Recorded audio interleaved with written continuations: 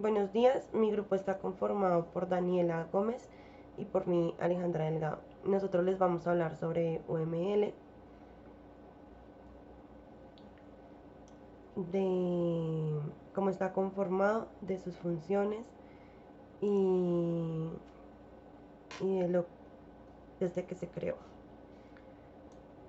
Bueno, vamos a empezar por qué es y para qué sirve. Entonces,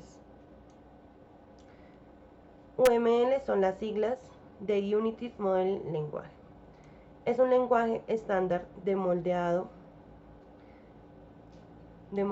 que permite especificar, documentar y construir los requerimientos de un software, lo cual deja ver de forma gráfica un sistema. Las especificaciones que se requiere, además de construir en base a este y documentar los modelos del programa para correcciones y mejoras a futuro, siendo un lenguaje con normas y vocabulario específico en el cual se enfoca en la representación gráfica de un sistema.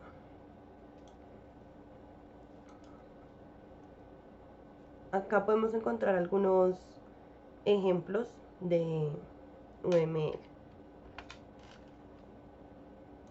Bueno, los inicios de UML fueron entre los 80 y los 90, como la unión de tres metodologías de análisis y diseños extendidos, los cuales fueron la metodología de Grandi-Bruch, técnica de moldeado orientado a objetos de James Rubin, metodología de moldeado de Ivar Jacobson. Encontramos la línea de tiempo desde cómo empezó a cómo fue evolucionando hasta el final, que fue en el 2012. Ya con una nueva versión en proceso y todavía pues tiene que ser formalmente liberada. Encontramos modelar, que es diseñar aplicaciones de software antes de programar. Sirve para tener más claro el problema del programa, es eficiente en tiempo, dinero y a la hora de crear el software, facilita los objetivos del programa, el modelado de cada diagrama y su uso. En UML existen tres clases de bloques de construcción, los cuales son elementos, relaciones y diagramas.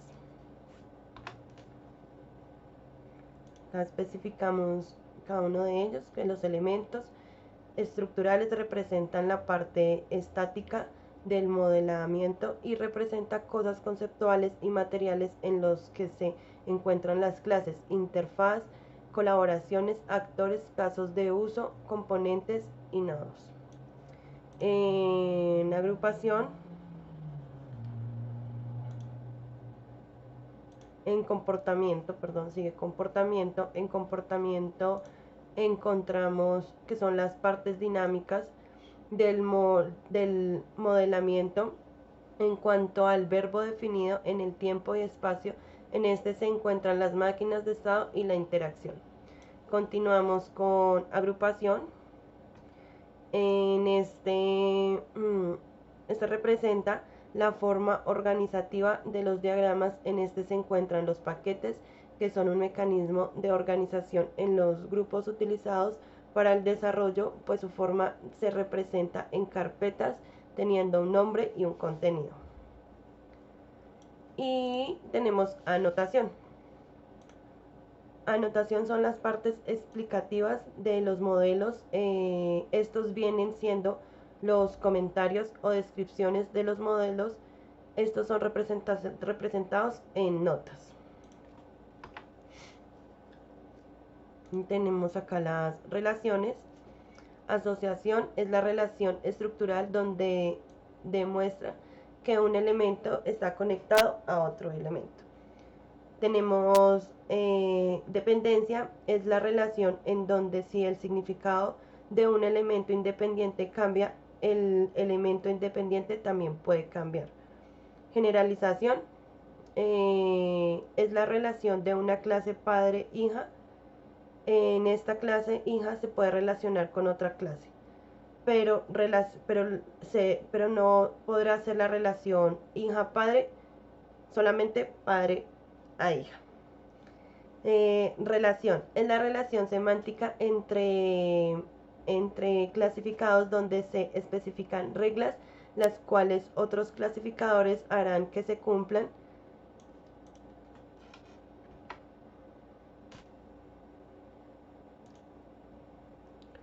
Y tenemos los tipos de diagramas, que son diagramas estáticos y diagramas dinámicos.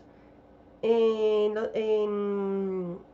los diagramas dinámicos son los encargados de dar la vista de las relaciones e interacciones, los tipos de clases u objetos que se encuentran en el sistema. En estos tipos de diagramas podemos encontrar los diagramas secuenciales, estado, actividad, casos de uso y colaboración.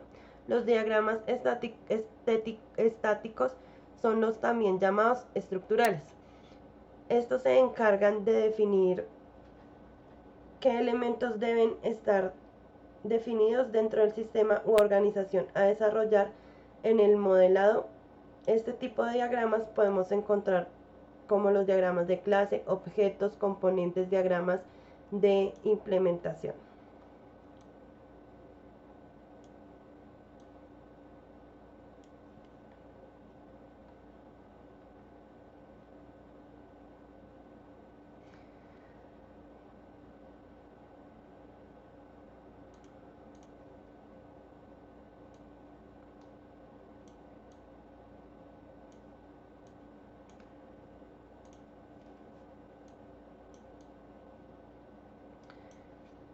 Bueno, UML sigue siendo ampliamente utilizado en la actualidad en un campo de la ingeniería de software y en otros campos relacionados, como la arquitectura empresarial y la gestión de proyectos.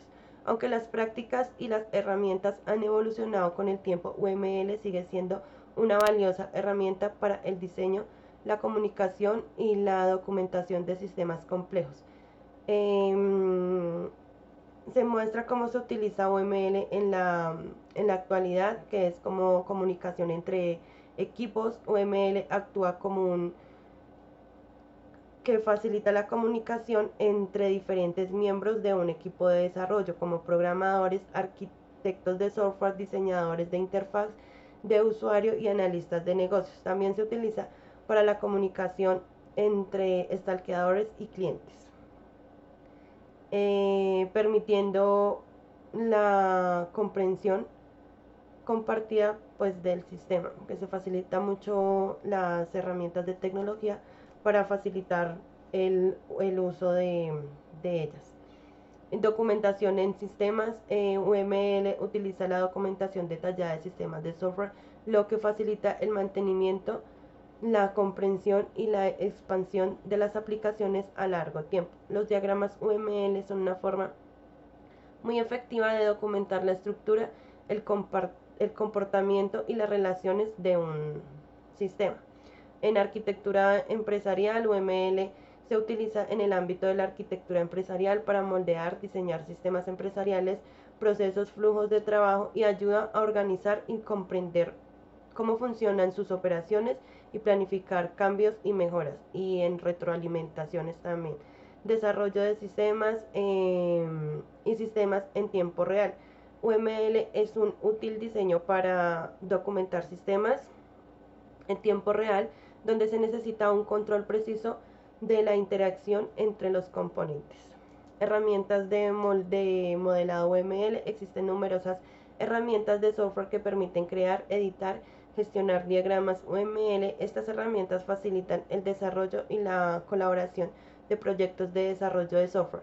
Algunos ejemplos de estas herramientas populares incluyen Enterprise Architect, entre otros programas como Visual. Es importante destacar que si UML sigue siendo valioso, su uso para variar según la interpretación y organización de un proyecto. Algunos equipos pueden aportar en un enfoque más ágil y menos formal en un desarrollo de software, lo que podría implementar menos énfasis en el modelado de UML. Sin embargo, sus proyectos más grandes y complejos, UML sigue desempeñando un papel muy importante en la planeación y desarrollo de cada diseño. Muchas gracias. Bueno, como anteriormente mi compañera les había explicado, los diagramas UML son un tipo de modelado del sistema que nos permite ver cómo se va a poder desarrollar de más fácil el sistema de un software. En mi caso vamos a hablarles de lo que son los tipos de diagramas y los que existen. ¿Para qué nos sirven los diagramas? Entonces, los diagramas UML se dividen según su tipo de vista.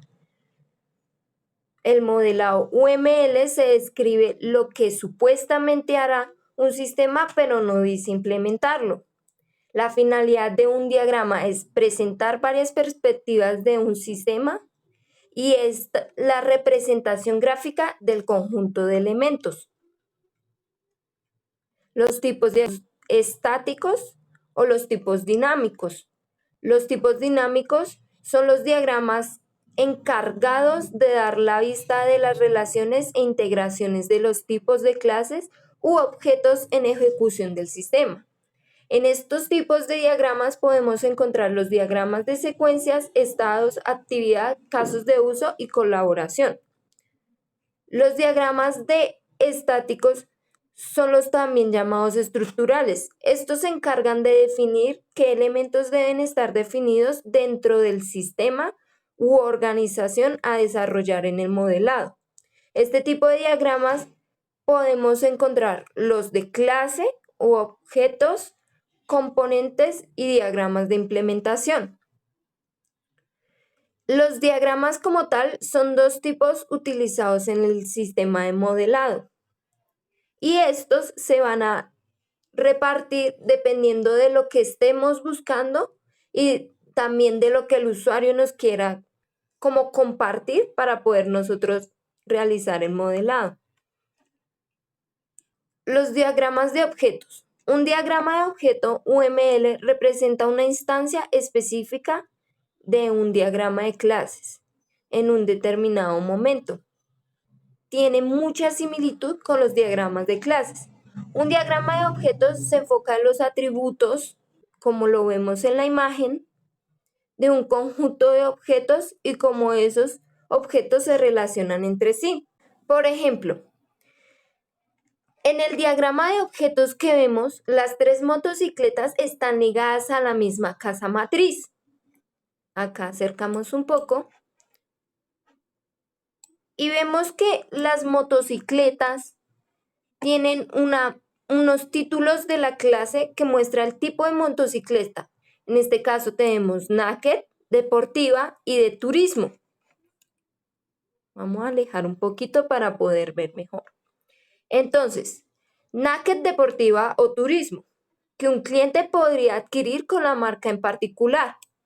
Los atributos de la clase son diferentes para cada tipo de motocicleta, por el hecho de que el objeto de turismo cuenta con un tipo de alforja,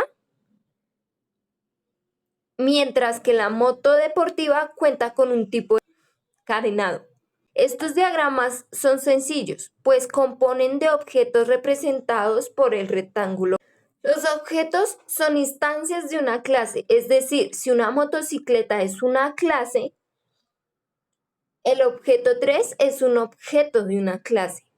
Los títulos de la clase son los atributos específicos de la clase. En nuestro ejemplo, se trataría del color, peso y cilindraje.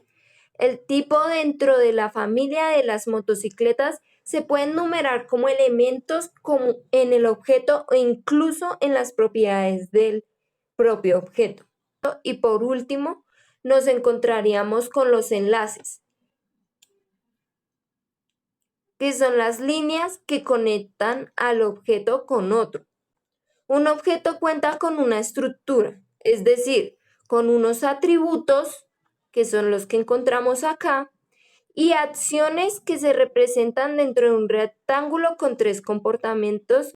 Va el nombre del objeto, el segundo sus atributos y en el tercero podrían haber unas operaciones que si bien se pueden colocar o no es necesario. Los atributos son todas las propiedades o características de un objeto, las acciones, todas las actividades de un objeto que es capaz de realizar. Algunas diferencias de diagramas de clases y el diagrama de objetos son que el diagrama de clase tiene 3 compartimentos: nombre, los atributos y dónde van las operaciones. En este caso tendríamos el ejemplo de clase y tendríamos el ejemplo de objeto. Entonces, como vemos, la clase tiene para el nombre de la clase, los atributos y las operaciones donde podemos poner los métodos que vamos a realizar en esa clase. Mientras que el diagrama de objetos tiene solo 2 compartimentos: el nombre y los atributos. El diagrama de clases solo se pone el nombre de la clase y en el de objetos se puede poner el nombre del objeto y de la clase subrayado solamente con el nombre de la clase. En el diagrama de clases, los atributos definen las propiedades de los mismos. En el de objetos solo se definen los valores de cada atributo. Para la prueba que se esté modelando en el diagrama de clases, las clases se conectan con una asociación breve o multiplicidad, o roles en el diagrama de objetos se conectan con un link que no tiene multiplicidad, como lo vemos acá. Las clases definen las reglas, los objetos expresan los hechos. Las clases definen qué pueden ser los objetos, describen qué es. Los objetos son considerados en un caso especial del diagrama de clases. El objeto o instancias siempre se encuentran a la izquierda y los nombres de los objetos están subrayados. Los diagramas de clases son diagramas que albergan en categorías o grupos de cosas y tienen un atributo y un método, el cual se puede unir con otras clases o por medio de líneas y relaciones específicas anteriormente, las que explicó mi compañera. Entonces, los diagramas de clases los podemos ver de esta simple representación, en el cual en el primer compartimento encontramos el nombre de la clase. En este ejemplo tenemos el nombre de la clase va a ser persona, el cual siempre tiene que empezar con una letra mayúscula. Luego le siguen los atributos. En los atributos vamos a colocar todas las variables que va a tener esa clase. Digamos, en el ejemplo tenemos nombre. Las variables siempre van a empezar con la letra minúscula. Entonces tenemos nombre, este se especifica el tipo de dato que va a ser. En este caso va a ser string. Apellido, que va a ser también de tipo string. Y DNI o documento, que va a ser de tipo string. En el tercer compartimento encontramos lo que van a ser los métodos u operaciones que se van a realizar en la clase. Entonces tenemos que persona va a ser de 3 tipos de string. ¿Qué quiere decir esto? Ahí claramente podemos ver que persona con las 3 variables tipo string sería lo que llamamos un constructor. También vamos a usar el método saludar, que como no nos va a retornar ningún valor, va a ser de tipo void. El nombre completo, que va a ser de tipo string, y el set, que es una operación que tiene, digamos que en Java se puede utilizar, más que todo que va a ser set y con mayúscula la primera letra porque es una variable, está obteniendo es un método que se utiliza para obtener. Va a ser de tipo string y va a ser un método void. ¿Qué pasa? En las clases también manejamos lo que es el tipo como de formato, por decirlo así, que va a tener cada variable y cada método. En estos encontramos lo que va a ser público, que se representa con un más, que va a poderlo ver, digamos que todas las clases lo van a poder ver. el privado, que es simplemente para solo esa clase, el numeral, que es un dato protegido, y lo que menos vemos, lo que es menos común, es el paquete, que viene con la apóstrofe de la ñ. Para ver más claramente cómo podemos hacer un diagrama UML en clases, vamos a abrir un programa. Acá tenemos nuestro diagrama UML de clase. En este caso vamos a manejar lo que es un problema que teníamos planteado, que va a ser digamos, una empresa y los empleados y sus categorías de empleados. Entonces, acá manejamos lo que son herencias. Entonces, vemos que la clase persona empieza con mayúscula. La clase persona va a ser nuestra clase herencia. ¿Cómo sabemos esto? Porque tenemos flechas de relación en las que nos especifica que las clases empleado y cliente están asociadas y dependen de la clase persona. Entonces esta va a ser nuestra clase padre y estas nuestras clases hijas. Para la clase persona encontramos atributos de tipo privado con las variables nombre de tipo string, edad de tipo entero, y vamos a utilizar el método que va a ser mostrar de tipo público. Adicional, de esta clase persona depende la clase empleado. Empleado lo tenemos con un atributo sueldo de tipo entero, en el cual vamos a utilizar los métodos mostrar y vamos a utilizar el método calcular el sueldo. A este lado tenemos la clase cliente, que va a ser depender de la clase persona y de la cual podemos extraer la variable teléfono, que va a ser de tipo double. Adicional, tenemos el método también mostrar. Acá vamos a manejar únicamente lo que va a ser un solo atributo. No vamos a tener métodos porque no es necesario. Tenemos la clase empresa, de la cual va a tener el atributo nombre y va a ser un dato de tipo string. La empresa, como vemos acá, relaciones de multiplicidad, donde la empresa va a tener solo un nombre, pero el cliente va a ser de 0 a más. Van a haber varios clientes, entonces va a ser una relación de multiplicidad. Igualmente, acá en directivos, como el empleado únicamente no va a ser un empleado, sino que también va a tener directivos, entonces lo que tenemos es unos directivos, las cuales van a tener un atributo llamado categoría de tipo entero y un método que va a ser mostrar.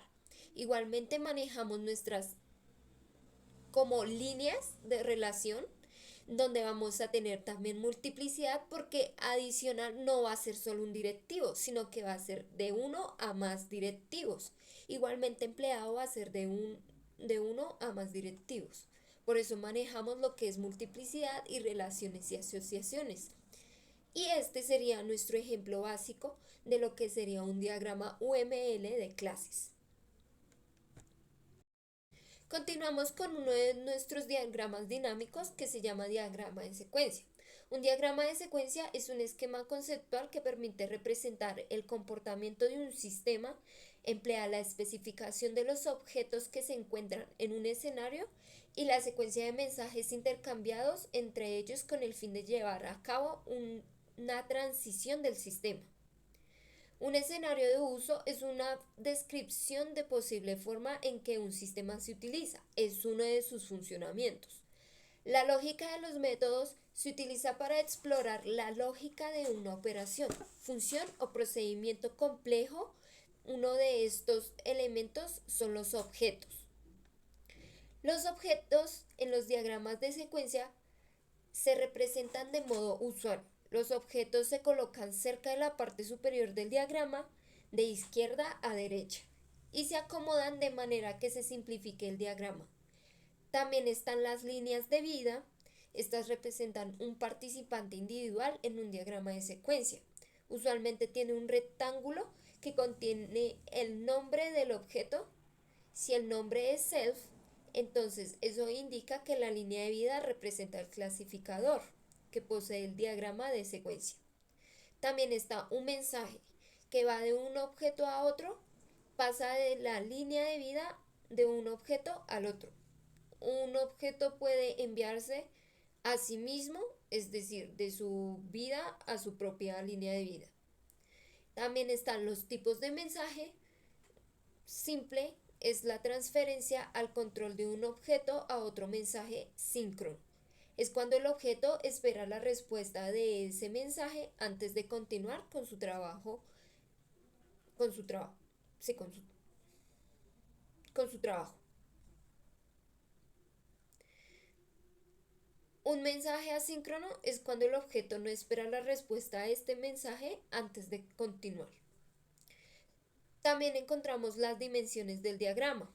Hay dos dimensiones, la horizontal, que es la de posición de los objetos, y la vertical, donde se muestra el paso del tiempo de las acciones que hay en el diagrama. También encontramos lo que es la recursividad, que es una operación que se invoca a sí misma. Es una característica fundamental en varios lenguajes de programación. Y también existen los tipos de control que vemos allí abajo. El diagrama de secuencia refleja de manera indirecta las operaciones de control. Entonces, para poder ver un poco mejor los diagramas de secuencia, vamos a abrir una aplicación que tenemos para tipo simulador de diagramas UML. Esta se llama ASTA. Aquí ya tenemos abierta nuestra aplicación ASTA. Le vamos a dar Open. Pues ya tenemos digamos que un planteamiento de un problema que teníamos. Vamos a dar diagrama de secuencia. Y acá podemos ver nuestro diagrama de secuencia. Vamos a alejarlo un poco para poder verlo mejor.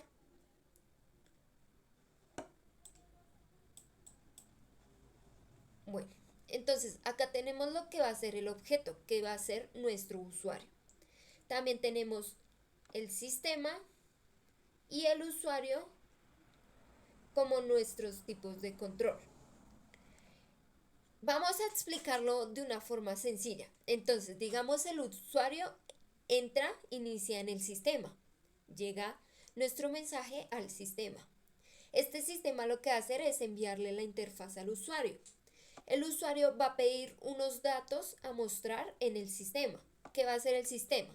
Va a validar esos datos que pidió el usuario, los va a validar en el sistema y asimismo se va a contestar para poder enviar como el mensaje. Lo que va a hacer es solicitar la inserción de los datos y estos datos lo que van a hacer es que van a enviar a nuestro otro tipo de control, va a enviar un query. Ese query lo que va a hacer es, ese query que nos va a enviar el sistema al usuario va a ejecutarse y se va a contestar como entre él y nos va a devolver una respuesta al sistema. El sistema la va a procesar y aquí ya entra a nuestra fase final, que va a ser limpiar las cajas y enviarle el mensaje a nuestro usuario. Además de que como le va a enviar el mensaje al usuario, a su misma vez va a enviarle una interfaz al usuario. Y este será nuestro ejemplo sencillo para mostrar qué es un diagrama de secuencia en UML. Nuestro siguiente diagrama dinámico va a ser el diagrama de actividad. Este diagrama se usa para mostrar los pasos de una operación o un proceso. Los diagramas de actividades nos permiten detallar flujos de trabajo desde su punto de inicio hasta su punto final, detallando los puntos de decisión, bifurcación y muchas de las rutas de decisión que existen en el flujo de trabajo. Estos diagramas son útiles, ¿por qué? Porque nos sirven para representar el comportamiento interno de una operación, un caso de uso o un proceso de negocio. Actualmente se utiliza para el modelado de negocio, donde se usan para detallar el proceso involucrado en las actividades de negocio. Como tal, los diagramas de actividades son muy parecidos a los diagramas de flujo. Los diagramas de flujo son como unos diagramas muy simples como para detallar el proceso de un algoritmo. Con la diferencia que tiene del diagrama de actividades es que con estos diagramas podemos mostrar el procesamiento en paralelo, cosa que con el diagrama de flujo no se puede hacer.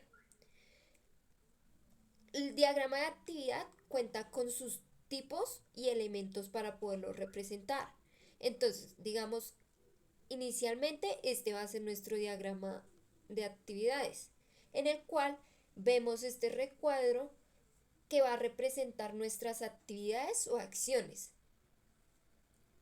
Viene el cuadro, el rectángulo, con sus bordes redondeados, incluye en su interior el nombre de la actividad.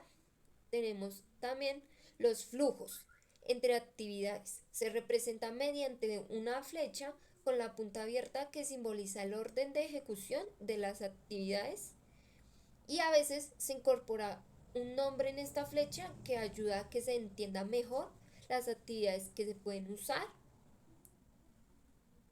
Adicional, tenemos lo que son condiciones para su actuación. Las condiciones se representan mediante un rombo con la condición escrita entre corchetes. También tenemos los nodos iniciales y los nodos finales. Los nodos iniciales se muestran como un pequeño círculo relleno y los nodos finales de la actividad se muestran como un círculo sólido con un círculo hueco por dentro. También tenemos los nodos de bifurcación que indican el inicio en ejecuciones en paralelo. De igual forma, pero siendo contrario, se utiliza el nodo de unión. Da por finalizado el proceso en paralelo. También tenemos lo que es el nodo objeto, que es el cual nos permite mostrar un objeto en particular que se relaciona con la actividad. Adicional, manejamos lo que son particiones. Estas se utilizan para mostrar la responsabilidad de un determinado objeto o sujeto. Entonces, para demostrar mejor cómo vamos a hacer un diagrama de actividad, nos vamos a nuestro programa ASTA. Acá tenemos el diagrama anterior, el de secuencia. Vamos a New, Open, y acá tenemos nuestro diagrama de actividad. Recuerden que ASTA es un simulador de diagramas UML. Digamos, acá podemos hacer cualquier tipo de diagrama. Escogemos el título y creamos el diagrama, en donde podemos encontrar diagramas de clase, diagramas de uso de casos de uso, diagramas de actividades, de secuencia, de comunicación. Entonces es un simulador que sirve bastante para lo que son diagramas UML. Aquí vamos a abrir nuestro diagrama de actividad y ya tenemos cargado nuestro diagrama. Acá manejamos lo que son las particiones. Entonces tenemos la partición de comprador. Vamos a abrir un poco para poderlo ver mejor. Donde tenemos la partición de comprador, de persona en bodega, persona de ventas, persona de atención al cliente y responsable de inventario. Este es un problema planteado de una tienda en línea. Entonces acá empezamos con nuestro círculo, que es nuestro nodo inicial, donde vamos a realizar las siguientes acciones. Podemos ingresar a la tienda virtual, seleccionar el producto que vamos a comprar y ver el detalle de la factura. Adicional, también vamos a poder pagar el valor de la compra. Como valor de la compra va a ser una acción que nos representa condiciones y también varias acciones. Entonces vamos a colocar el valor de la compra relacionado en nuestra partición de la persona de ventas, que es la vendedora, para que revise la factura luego de haber seleccionado la compra. Al seleccionar revisar factura, ella nos va a llevar a unas acciones que van a llevarnos a la bodega para revisar el stock. Entonces vamos a revisar la orden de compra. De aquí vamos a verificar si los productos se encuentran en stock. Aquí viene nuestra primera condición. ¿Hay productos en stock? Si la respuesta va a ser sí, se va a realizar el despacho de la orden de pago para poder realizar la compra, que llegue la compra. Si en dado caso nuestro producto no está en stock, tomamos a nuestro otro lado, que va a ser nuestra partición de atención al cliente, en el cual vamos a ver una bifurcación.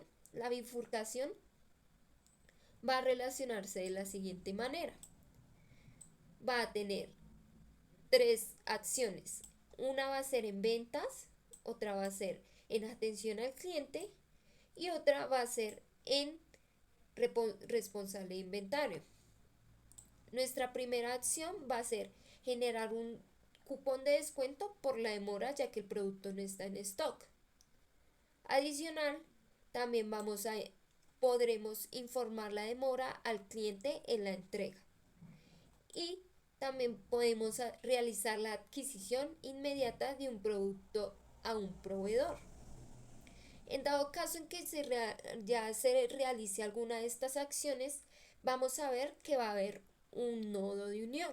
En el nodo de unión vamos a ver que se va a poder realizar la siguiente acción, que va a ser realizar el despacho de pago. ¿Qué tenemos acá también? Tenemos nuestros objetos. Después de analizar el problema, vamos a ver que va a salir un objeto muy importante, que es la orden de compra, porque el diagrama se basa en la orden de compra y cómo va a ser su proceso. Entonces, nuestro objeto principal va a ser la orden de compra. En este caso, al hacer el pago de la compra, nuestro orden de compra va a tener un cambio que va a ser registrada.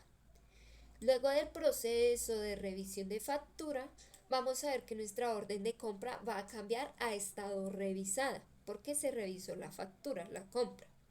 Luego de que se revisó la compra y se realizaron los procesos, vamos a ver una orden de compra que cambia a despachada, que es donde se está revisando la compra. Luego de esto, vemos que nuestra orden de compra va a la bifurcación en el caso en que no esté el producto en stock. Esta bifurcación entonces lleva a la orden de compra a que se encuentre en espera. Ya cuando se hace el proceso y todo lo debido, vemos que nuestra orden de compra va a cambiar a despachada. Este va a ser nuestro ejemplo principal para explicar lo que fue el diagrama de actividades. Nuestro siguiente diagrama dinámico va a ser el diagrama de casos de uso. Un diagrama de caso de uso es uno de los diagramas más utilizados en UML 2.5, en el cual nos sirve para representar los actores externos que interactúan con el sistema de información a través de funcionalidades que se relacionan entre sí. Este diagrama es utilizado para representar las relaciones entre requisitos funcionales y actores y para guiar el desarrollo del sistema. Digamos que este diagrama es uno de los más fáciles para poder que los usuarios nos puedan como compartir la idea y poderla como procesar más fácil, para luego sí hacer un diagrama como un poco más completo. Entonces, el diagrama de caso de uso está compuesto principalmente por tres elementos, que van a ser los actores, en este caso tenemos al cliente, los casos de uso, que van a ser las acciones, y las relaciones. Acá vemos los casos de uso y las relaciones. Entonces, los actores. Los actores son algo o alguien externo al sistema que interactúa de forma directa con el sistema. Cuando decimos que interactúa, nos referimos a que aporta información, recibe información, inicia una acción. Se representan con una imagen de un muñequito de palo con el nombre del actor debajo. Existen dos tipos de actores: los usuarios, que como vemos es el cliente, y los del sistema, que como vemos es el recolector o alguno de los que están acá. No hay que entender que los usuarios como personas singulares, sino como perfiles o roles. Es muy importante. E identifican a un tipo de usuario, pero no al usuario en sí. Por otro lado, tenemos los casos de uso, que son las funcionalidades que el sistema ofrece a los actores. Se representan con una elipse con el nombre del caso de uso por dentro. Y tenemos las relaciones entre actores y casos de uso. Se representan mediante las líneas que unen los actores con los casos de uso. Y tenemos lo que es el sistema, que es lo que se va a construir. El sistema va a venir siendo como en base a el problema en el que se basa el caso de uso. Entonces, para ver mejor nuestro caso de uso, vamos a utilizar la aplicación Asta. Acá tenemos nuestro diagrama anterior, vamos a darle File, Open y vamos a encontrar nuestra tienda virtual. Este va a ser nuestro diagrama ejemplo, en el cual tenemos un cliente. Este va a ser nuestro cliente, nuestro sistema va a ser una tienda virtual y nuestro otro actor va a ser un administrador. En nuestra tienda virtual vamos a ver 8 casos de uso, en los cuales la tienda virtual va a poder hacer que se visualicen productos, va a poder agregar productos a un carrito, realizar un pago, consultar compras realizadas, administrar precios y descuentos, verificar también la disponibilidad de ese producto, enviar una factura electrónica y procesar un cupón de descuento. Tenemos que, digamos que, analizar muy bien nuestros problemas porque aquí también depende qué se relaciona con qué. En este caso, nuestro cliente va a poder hacer 3 casos de usos o 3 acciones. Va a poder visualizar un producto, va a poder agregar un producto a un carrito de compras y va a poder consultar las compras que ha hecho o ha realizado. Este va a ser nuestro actor cliente. Nuestro actor administrador en el problema solo nos va a permitir administrar precios y descuentos. Y ya los demás casos de usos van a relacionarse entre sí para que nuestros casos de uso que están relacionados con nuestros actores puedan hacer su procedimiento. En este caso podemos ver que hay unas relaciones include and y extend. Esto dependerá también de qué caso de uso se relaciona con qué y qué nos puede ayudar a que el otro funcione. Digamos, para visualizar productos tenemos que verificar si ese producto está disponible. Y para agregar un producto a un carro también tenemos que verificar que la disponibilidad de ese producto esté disponible. Para realizar un pago debemos enviar una factura electrónica y en este caso para procesar un cupón de descuento tenemos que tener un pago realizado para poder realizar un descuento.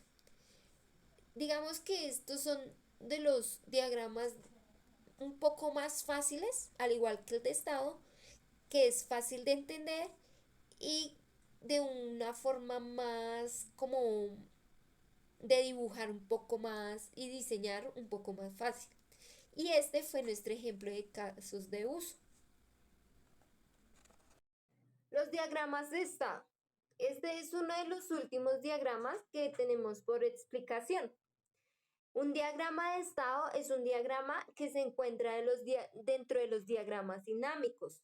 Es un tipo de diagrama utilizado para visualizar los eventos que desencadenan un cambio en los estados de los objetos y para identificar las condiciones que guarda este tipo de diagramas se utiliza para representar el ciclo de vida completo de cualquier sistema, subsistema o componente, como podrían ser una máquina de café, un lector de libros electrónico o un componente tecnológico de un vehículo, o también las estaciones del año. Las estaciones del año puede ser un diagrama de estado porque vemos nuestra primavera, luego un cambio que va a ser a verano, ese cambio que va a ser a un otoño y ese cambio que va a ser a un invierno.